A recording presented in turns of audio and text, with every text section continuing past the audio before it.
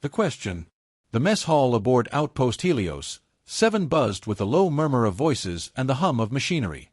A dozen species crowded into the space, reptilians with scaled jaws clattering in speech, feathered avians ruffling wings in irritation at the recycled air, and the ever-pragmatic Terran Marines, broad, scarred, and carrying gear that always seemed heavier than necessary. At one long table, the question finally broke free. "Human," rasped Commander Sithare, his forked tongue flicking between words. "Why do your kind still carry knives? You wield plasma rifles, railguns, all the weapons of the modern age. Yet always knives." He gestured to the Marine's belt, where a blackened steel combat blade rested snug in its sheath. Primitive, unnecessary, even dishonorable, perhaps. The table grew quiet. Marines kept eating, but slower now, listening. The aliens leaned closer, eager for the answer. The Marine in question, Sergeant John Ironhand Carver, didn't answer right away. He was old by Marine standards, hair streaked with gray, face scored with lines from too many campaigns. His hands were rough, his knuckles scarred, and his eyes carried the steady, predatory calm of someone who'd seen close-quarters death. He set down his tray, stood, and without ceremony drew the knife. The steel caught the cold light of the mess hall. Several aliens flinched. Weapons here were tools of distance, light, and energy. A blade was something else, something intimate, personal. Carver slammed the knife point first into the steel tabletop. The blade quivered, humming in the silence. "Because guns fail," he said. The word struck like a detonation. Some of the aliens hissed, others chuckled nervously. Commander Sithare's golden eyes narrowed. "Guns fail. Plasma cores can be replaced. Power packs can be swapped. Rifles recalibrated. Steel cannot match a beam of light." Carver leaned forward, voice steady, the knife still vibrating between them. "You ever been in a storm where the air fried every circuit in your rifle? You ever had your weapon jam when a swarm of enemies was breathing down your neck? You ever run out of charge with nothing but teeth and claws coming at you?" He jabbed a calloused finger at the knife. "That never fails. Doesn't run out of ammo. Doesn't care about weather, or jamming, or how many teeth are in your face. It just cuts." A ripple of unease ran through the alien ranks. For them, war was conducted at range, with precision. The thought of such primitive savagery was uncomfortable, even repulsive. But Carver wasn't done. "You want to know what it means to carry steel? It means you're ready for the moment when all the tech you worship betrays you. It means you're ready to get close, when survival is measured in inches, not meters." His eyes swept the room, daring anyone to meet them. "That's why Marines carry knives." Silence. Even the hum of the machinery seemed to dim. At last, Lieutenant Valen, a young avian officer with down still soft along his neck, found the courage to speak. "But surely such moments are rare. Surely knives are a relic of your brutal past."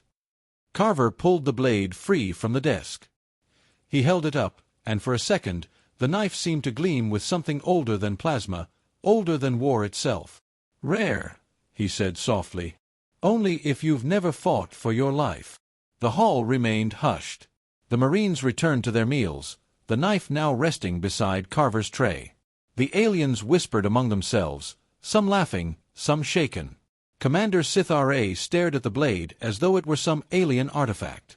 But for those who'd been close enough to see the look in Carver's eyes, the lesson was already burning into memory. Guns could fail.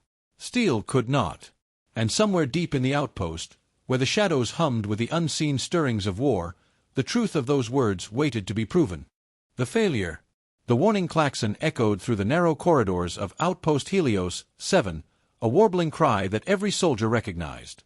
Orders streamed across comms. An enemy swarm was inbound. The Karin had come. From orbit, the insectoid hordes had appeared like drifting debris, a cluster of dark shapes falling toward the colony moon below. But everyone knew better. Once the Karin landed, they would burrow, infest, and devour until not a single living thing remained. In the armory, Terran Marines and their alien allies scrambled into gear. Plasma rifles powered up with a high-pitched whine. Armor plating locked into place. And, as always, Marines strapped knives to their hips. Alien soldiers noticed. They always noticed. Lieutenant Valen, feathers ruffling nervously, glanced at Sergeant Carver as they loaded into the dropship. "You truly mean to carry that blade into a war zone? Against a swarm armed with talons and acid?" Carver checked his rifle, slammed the magazine home, then patted the knife at his belt. "That's right, Birdie. Against a swarm armed with anything." The dropship rattled as it descended through atmosphere. The aliens murmured about plasma efficiency, overlapping firing fields, and tactical uplinks. The Marines said little, adjusting straps, checking blades, rolling shoulders. When the ramp dropped, war rushed in. The colony was already half overrun. Karin scuttled along walls, their chitinous bodies glistening, mandibles clacking. The ground shook as they poured from fissures in the earth, a black tide of armored flesh. At first, everything went as expected. Plasma rifles spat lances of white fire. Railguns punched holes clean through the swarm. The aliens fired in precise, measured bursts, their confidence buoyed by technology. Then the air screamed. A ripple of static tore across the battlefield. The sky shimmered, crackled, then bent. Every weapon relying on plasma cores sputtered. Beams flickered out mid-shot. Power packs fried. One by one, alien rifles went dead. What is this?" shrieked an avian soldier as his weapon went dark in his claws. "The swarm!" someone yelled. "Their EMP field, it's shutting everything down." Panic bloomed. Aliens clawed at their rifles, tried to reboot systems, cursed in a dozen tongues. They had no backup. No redundancy. Carver's voice cut through the chaos. "Marines! Knives out!" The Terrans moved as one. Where plasma failed, steel shone. Blades hissed free of sheaths. Bayonets snapped into place with metallic clicks. And when the swarm hit them, the knives began their work. It was brutal, primal fighting. Carver's blade punched between plates of chitin, hot alien ichor splashing across his armor. A Marine beside him drove his knife up into a Karin's throat, twisting until the creature dropped twitching. Aliens looked on in disbelief. Their weapons lay useless in their claws, while the humans fought with nothing more than sharpened steel, and lived. Lieutenant Valen, stumbling back from a Karin drone, nearly lost his head before Carver tackled the thing off him. The Marine buried his knife to the hilt in the beast's eye and shoved it aside. "On your feet, Birdie!" Carver barked. "You want to live, you fight." Valen's feathers flared in shock. With what?" "My claws." Carver shoved a spare combat knife into his hands. "With that. You stab, you twist, you don't stop till it's dead." Valen stared at the weight of the blade, so heavy, so crude. Yet when the next drone lunged, instinct took over. He slashed wildly. The steel bit deep. The alien shrieked and fell. Valen stood panting, feathers slick with blood not his own. He looked at the knife, then at Carver. The Marine only grinned. "See? Not so hard." The battle dragged on. Marines formed tight knots, steel flashing as they cut their way through. Aliens, inspired or desperate, began imitating them, using knives, claws, even broken shards of armor as weapons. The swarm faltered. For the first time, the Karin met prey that refused to break when technology failed. And when the surviving soldiers regrouped behind a makeshift barricade of shattered stone and alien corpses, the lesson was written in blood. Plasma rifles lay dark and silent on the ground. Steel blades dripped and gleamed. Breathless, Lieutenant Valen whispered to no one in particular, his voice trembling with realization. "Because guns fail." Sergeant Carver wiped his blade clean on his sleeve. "Now you're catching on." The edge of steel. The barricade at the colony's center looked more like a butcher's yard than a defensive line. Broken chitin shells lay in heaps. Blood pooled in cracks of stone. And over it all, the smell of scorched ozone and iron hung thick in the air. For a moment, there was quiet, just the rasp of breath, the shuffle of boots, the twitching of wounded aliens. The swarm had withdrawn, but everyone knew it was temporary. Lieutenant Valen knelt behind the barricade, feathers slick, hands trembling as he stared at the knife in his grasp. It was still wet. His own claws shook too hard to clean it. Across from him, Sergeant Carver sat calmly, dragging a whetstone across his blade. The rhythmic scrape was almost soothing. Around them, the other Marines did the same. Steel on stone, a cadence that was more prayer than maintenance. The aliens watched in silence. Finally, Valen found his voice. "You fight like animals. Like something born for killing." Carver didn't look up. "No. Animals fight with teeth and panic. We fight with skill. With intent." He glanced at the young avian officer. "That knife in your hand. It's not a relic. It's survival." Valen swallowed hard. "But we are taught. War is distance. Precision. To close with the enemy is dishonor." Carver's eyes hardened. "Tell that to the swarm when your rifle's a dead stick." He leaned closer. "Distance breaks. Precision fails. Honor won't save you. Steel will." The words settled heavily among the aliens. Some looked away, unable to meet the humans' gaze.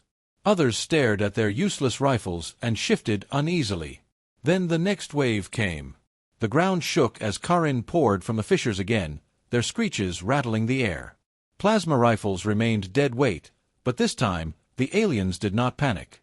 The Marines stood, knives flashing. And when the swarm hit, something had changed. A reptilian trooper roared and plunged a jagged shard of armor into a Karin's eye. An avian officer slashed with Carver's spare blade, cutting tendons, stepping back alive.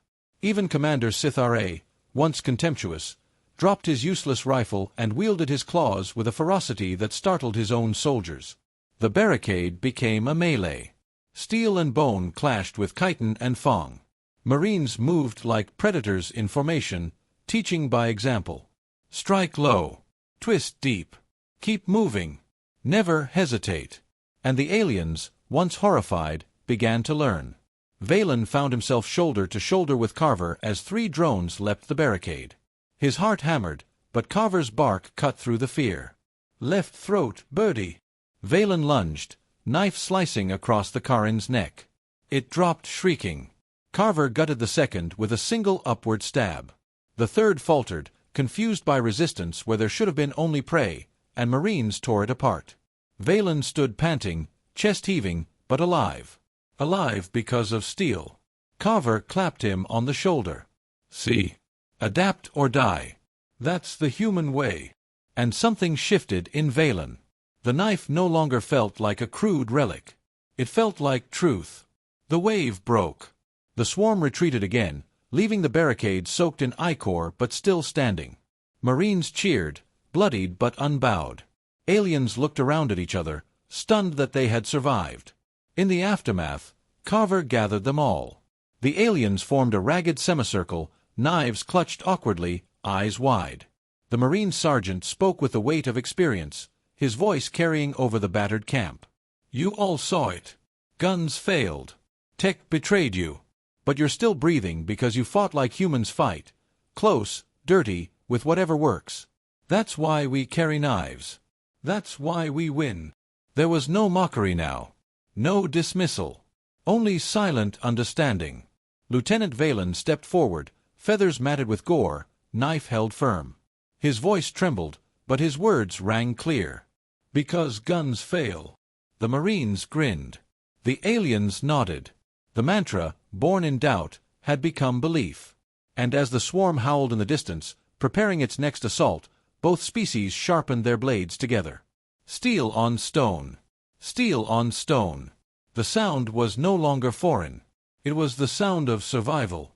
The answer. The swarm came at dawn.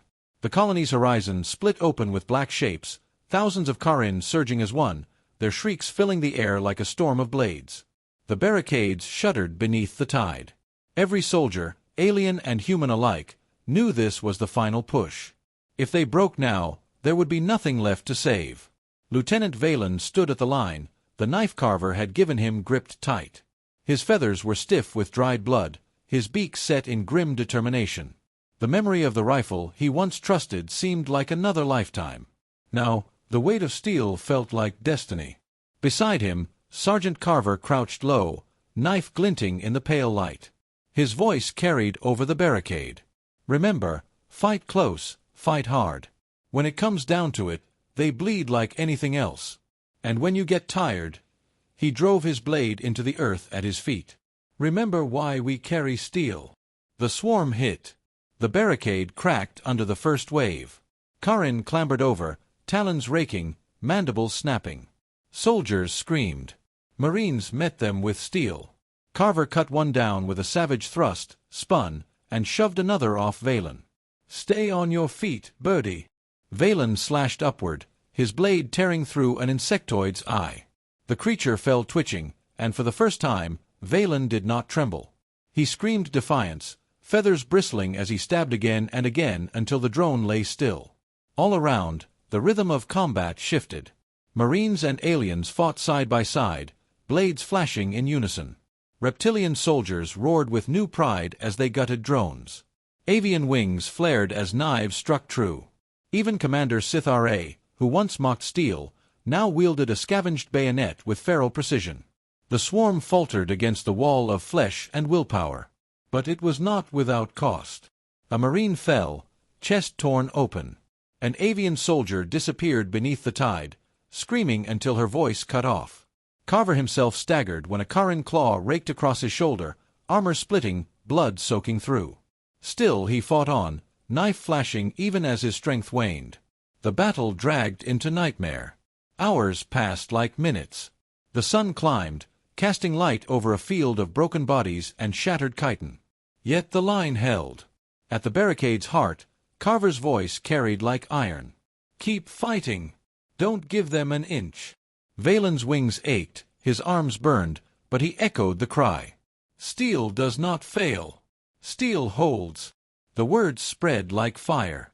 Soldiers shouted it as they stabbed, roared it as they bled. Steel does not fail. The mantra became thunder, rolling across the battlefield. And at last, the swarm broke. The Karin pulled back in confusion, screeches rising to the sky. The tide that had seemed endless faltered, then scattered, retreating to the fissures from which it had come. Silence fell, broken only by the ragged breaths of the survivors. The barricade still stood. Bloodied, cracked, but unbroken. When the medics moved in and the dead were counted, Valen found Carver slumped against the wall, shoulder wrapped in makeshift bandages. His knife was still in his hand, the blade dulled and notched. "You live," Valen said, relief heavy in his voice. Carver gave a tired grin. "Told you. Steel doesn't fail." He glanced at the avian officer's blade, streaked with black ichor. "And looks like you finally learned the lesson." Valen nodded. His feathers were ragged, his hands blistered, but his eyes were steady. He looked around at the mixed ranks of survivors, human and alien alike, and raised the knife high. "Because guns fail," he said. The soldiers answered as one, voices hoarse but resolute, "Because guns fail." The phrase echoed across the field, louder than the swarm's shrieks, stronger than any weapon. Years later, statues would rise in academies across the galaxy. Not of rifles or plasma cores, but of a single figure, a human Marine, slamming a knife into a steel desk. Beneath it, the words carved into stone. "Because guns fail." It was no longer a human saying. It was doctrine. And the galaxy never questioned the knife again.